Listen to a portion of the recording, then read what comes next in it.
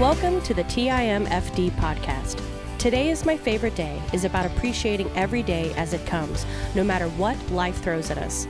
We hope that this podcast speaks to you, and if it does, please like, share, and comment.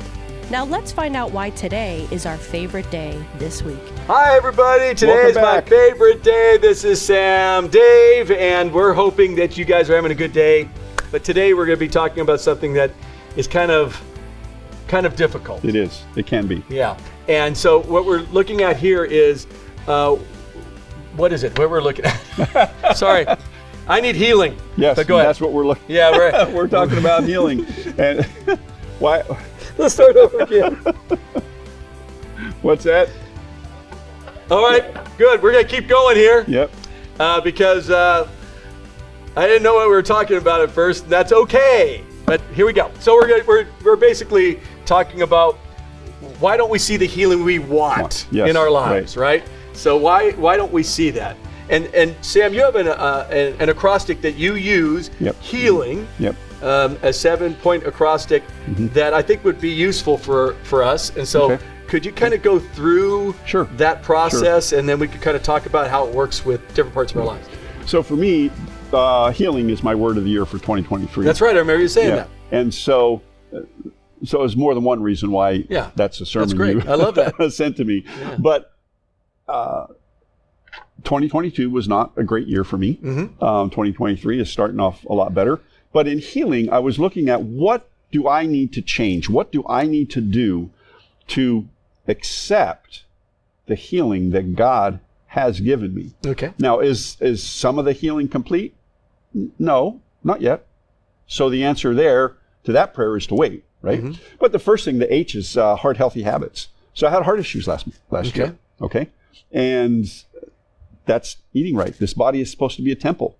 Okay. So I'm doing some things and I ate horrible today. By the way, I just want to tell you, went over to McDonald's, had a 8-piece chicken nugget meal, a double cheeseburger, and a Sprite, and I don't feel so good. There we go. I'm paying for it. So I am not doing what you're supposed to do. So, but normally I will. I'll get my workouts in, and we're going to get our eating habits going back like we should. But that's one of the big ones. Yeah, it is. And I've changed some of my eating habits. Okay. My students here have a tendency to keep me accountable. Oh, yeah. You know, when you ask them to do something. And so we talked about tiny habits here a while ago, and they keep asking, what's my new habit? Well, my new habit, I'm on the third week, and that was no sugar. Okay, that's tough. You know how hard that is for me? It's very hard. It's hard for everybody. I'm just eating a bowl of ice cream before I go to bed at night. I haven't had one in almost 3 weeks. It's heroin. Yeah. It's as strong as a heroin addiction. Yeah, it's tough. So the heart healthy habits, and I need to look at each thing. And, part of that has to do with my healthcare professionals. I have a couple of procedures. Okay. Gotta work through that. Yeah. Work through it, right? So that's one. Then the E is what? Energized every day. No, I didn't understand that. Can you explain that a little bit more? Okay. So one of the things, if I get up in the morning and I don't go right to the Word, and I don't go right into my time of meditation after that and prayer. Oh, okay. I see what you're saying. Then I'm like all day. If I mess that part of my life up, I have no energy. And then the rest of it is when you're tired, when you're like today, I for some reason I'm getting tired easier, and I think I know what it is after seeing my blood work and things. But here's the thing: you can either keep on going, or you can sit down and take a nap. Now there are times you probably need the nap, but there are times like today I need to work through it. You got to keep on going. You got to grind. Yep, you got to put one foot in front of the other and keep going. So to be energized all day. Okay. And so that, first off, if you're energized, the people around you are energized. Yes, they are. If you're then people around you are. And there's what goes back to the H, the healthy habits. I know eating, like for today, eating poorly has made me tired. Yeah. And I don't like that. I don't like that feeling. I don't like the whole feel. And that's my thing. So we got healthy habits, things we need to do to energize ourselves and energize the people around us. What would be the A? The A is active or activate. Activate, okay. And that is my mind. So we're activating our mind. Yeah. So it's the body, good habits there. Yeah. And to get energized through those things, and now you're activating your mind so you could do what? With growth, spiritual, spiritual, physical, mental, tying everything that we are together. If we don't grow personally, I know you read a lot. Yeah. Okay. The statistics tell us 80% of high school graduates never pick up a book after. Crazy. It's crazy, never isn't it? Understand and that. I got to believe it's not going to get any better. So successful people not only read, but they want to learn from a lot of different people. Yeah. Because your mind expands. Yeah. So is that what you're talking about? Yeah, it is. Okay. And that's and if you do that, and it's now, don't give us a hard time because we didn't say you got to read this spiritual book and that spiritual book, because that's not always the way it is. Things. There's all sorts of things out there There's great leadership books that are out there on business. There's business books. There's, if you want to read a novel, if you want to do that. Yep. But there's so many how-tos, so many things you can do. And they don't have to be so much spiritual. It could be working on different parts of your life, you're saying. Exactly. Okay. Exactly. So, and there's different experts of that, and it's okay. That's okay to do that. Yeah, we're not all experts in all areas. Not at all. Yeah. So activate. So we got the healthy habits, you got the energize, the people around you and yourself. You got the activate your mind and get it moving and growing. The L, what is the L? Live intentionally. Okay, that's your statement. Yes. This is what I hear from them all the time. All the time. And I sign my emails with that. Yep. I do that. And when I got to looking at my life last year, I didn't. I did not intentionally do life. Okay. I existed. Okay. Okay. And unfortunately with COVID, that happened a lot. It did happen. It happens to a lot of people. And it's that's still happening. That's why I stay with it, because if we live with intentionality, we will get done what God wants us to get done. If we set out each day, I have my mind set right each day. I do the things that God has led me to do. Then I can intentionally go out and be a good witness, a good person. So we have divine appointments every day. If I'm living intentionally, then that person that's walking down the supermarket aisle that looks up and smiles, you smile back, and maybe that's all you needed to do. Maybe that's all you needed to do was to smile back. But then you say, hey, how you doing today? But if you say that and really mean it. Yeah, the intentionality is I have a mindset of what I'm going to do. And the mindset for me is, how do I present the good news to people? How do I encourage people with encouraging words to lift them up? And how do I serve people? Those are the three things in my wheelhouse that I know I'm going to do. It's right out of the book. Today is my favorite day. It's right out of, I have meaning in my life. And so I get that. That makes sense. The living intentionally makes sense, because that's how we move forward. And so we're now at H.E.A.L.I.N.G. Okay, so what, the ING, because that means it continues on. It continues on. Okay, so the I is invest in myself. Okay. So does that mean you're training? You get training or something? Training. It's coaches that I work with. It's people that I work with. I have a couple of accountability groups that I'm in. We have prayer. Our prayer groups. Yeah. And so, but that investing has to be in me.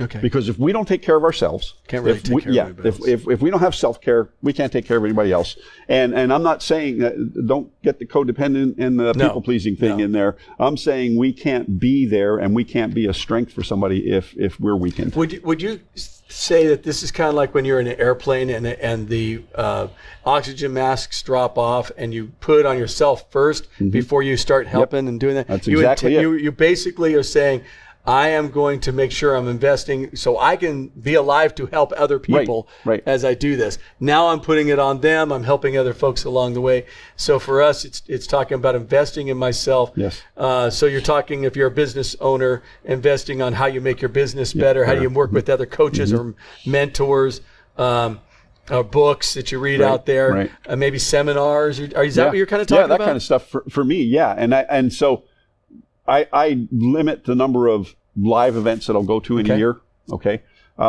mainly for finances, but there's some other reasons. It's like who you listen to matters. Yes.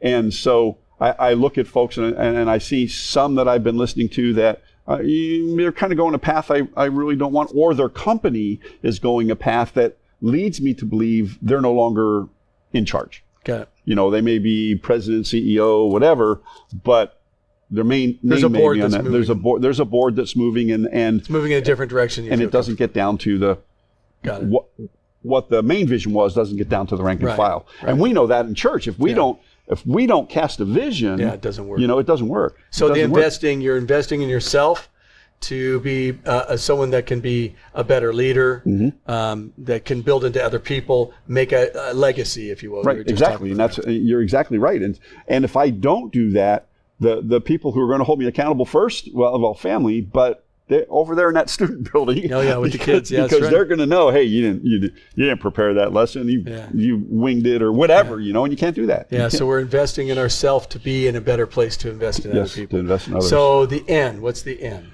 I wasn't ready to go there, but now I had to. Oh, well, here we go. No procrastination. I remember you talking about this. That's what I thought it was. I love how that worked. I don't know, what is it? Right. So one of my, we are a recovery church, and that is one of my issues is procrastination. And so here's the thing. Here's what happens, and it snowballs.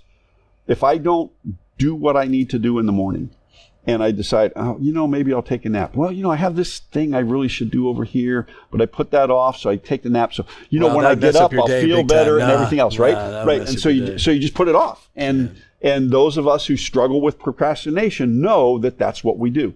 Or we have this project that we know has a deadline of tomorrow at noon. Sure. Right?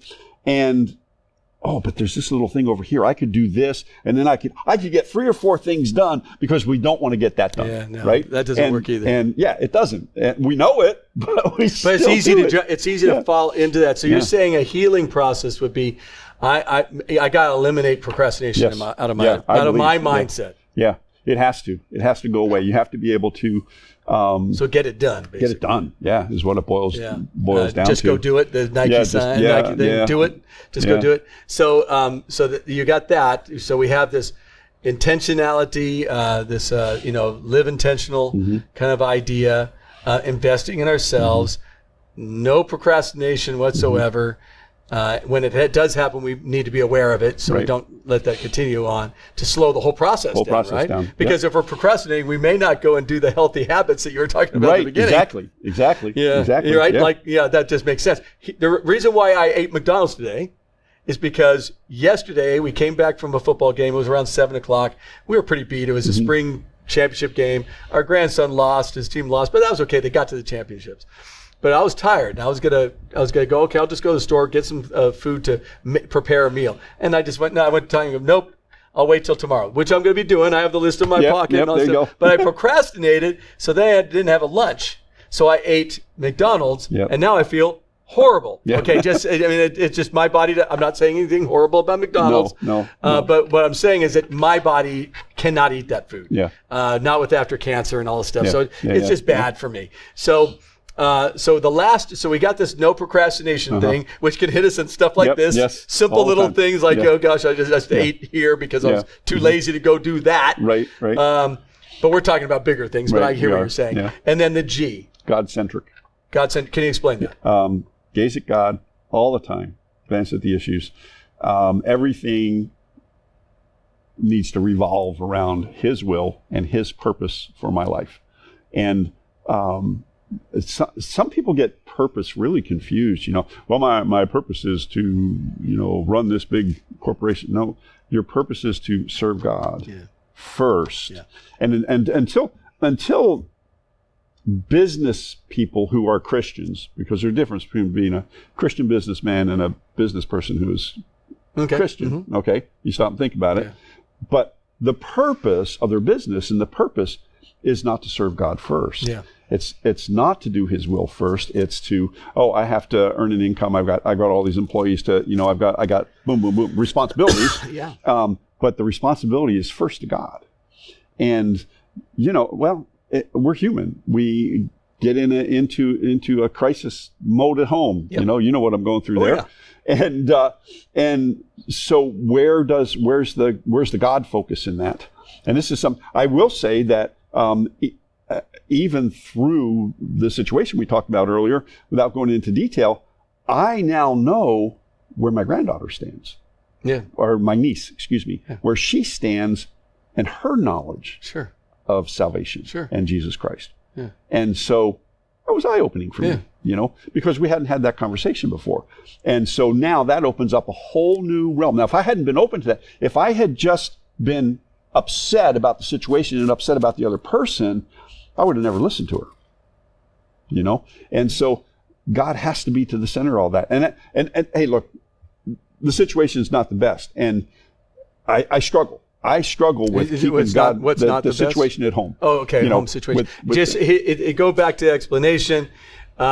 He's got an entire family living with him from Ukraine. That's his family, but they had to come out here. Yep. And out of safety reasons and everything else, of course, because they were in Kiev, which was a horrible situation. And that's awesome. They're here, but that adds a lot of dynamic to the home. So I just wanted you guys to know why sometimes we assume people will know that, but that's the reason why. But if I can maintain that God-centered view on that, and like we talked last week, pray and listen, real important. It's very important. And then I know that God will answer those prayers. Now, I don't know how, I don't know what the answer is, but if I pray, if I listen, if I do what I need to do when it comes to my prayer and keep God in the middle of the whole situation, it'll work out. That's how we were talking about the cycle last week, the prayer cycle. What you're just talking about is that I know God. My God-centric mindset is I know God hears my prayers. I know God answers those prayers. And we talked about that as yes, no, or wait. Right. If I listen to his answers through his word, through the people he has in my life, through a lot of different means, then I'm open to change. Right. And that's the beginning part of this whole cycle. And I become more God-centric. Yes. So I'm changing to become more like Jesus. My prayers start becoming more centered on Jesus. Because of that, when God hears, he's going, there we go. Right. There we go. Now my will be done, not yours. Now you get it. And then answering those prayers, however he's going to answer it. And if he says no, when we're in a God-centric setting, when we're in an idea of growing and being filled with the Spirit and living out the fruit of the Spirit in our lives, the no is okay. Yeah. The no is okay because God's in charge of it. God's in charge. And then that way we can listen even better and it rotates again. So going back through all this stuff. So you have healthy habits, basically as the H, right? And then we find ways to energize ourselves, right? Yes. Can you explain a little again about that, the energizing ourselves? So I think the one topic I have a morning routine. That's right. But the other way to energize yourself is get moving. Yeah, just get going. Yeah, one step, big deal. 1 foot in front of the other. It doesn't matter. Some days I wake up and I have back issues. I have a compression belt I can put on or decompression belt, and I can go for a walk and get moving. And so that's one way to get energized. The energized side of it, which is real important. Then activate our minds, right? Get our minds activated. Start going, okay, I'm getting this mind that God made going. Living intentionally, which would be the L, just to remind ourselves, correct? And the intentionality of our lives, of what I'm getting done. The I again was invest. That's right, invest in yourself. And that's something I do struggle with. That I don't, I'll read and do all that stuff, but I don't go to conferences. I just haven't done a lot of that, honestly, for probably 5 or 6 years. So that's something I probably need to look into again. At least do something to kind of look into that. But I do look for other means to invest in myself. The no procrastination, that hits everybody hard. It does. And I know that I'm procrastinating on another book, and that knowing it is not very fun when you know you're doing that. And so that's not good. And then the God-centric side of it, that one, to me, that's the today is my favorite day mindset. It's just, I'm going to look at God. I'm going to gaze at him, glance at the problem. That's where that came from. Okay, there we go. So the glance at the problem, that makes total sense. That's where that came from. And so for you, and you've got this acronym, this acrostic that helps you to stay in a healing mindset and being mindful of God's work in this whole thing. And that you have some responsibility. The mind of man plans his ways. The Lord directs his steps. That's right out of Proverbs 16:9. And so thank you for sharing that, because that's well, and the thing is that we look at healing, and I will tell you, I'm not completely healed. But it's okay. I just keep going forward. Keep going forward. Well, you said healing. It wasn't healed. Yeah. Your it's healing. acronym or acrostic is healing. Yes. Preposition. It's going to be continually going. Yes, it's going to keep on going, and that's a process that continues to go. And so I thank you for sharing the idea of this continuous process of healing in our lives that comes from a God-centric lifestyle. So thank you for that. Thank you. And today is my favorite day. Obviously, Sam and myself. Live intentionally. Be very, very blessed, my friends. Do that. We'll see you later. Bye. Thank you for listening to TIMFD, Today is My Favorite Day. Views, comments, and opinions are those of the host and guest alone, and Dave and Sam are solely responsible for the content of this podcast. TIMFD is produced and directed by Alex Korn. Music is composed and performed by Chuck Fott. Thank you for listening. Have a great day, live intentionally, and be very blessed.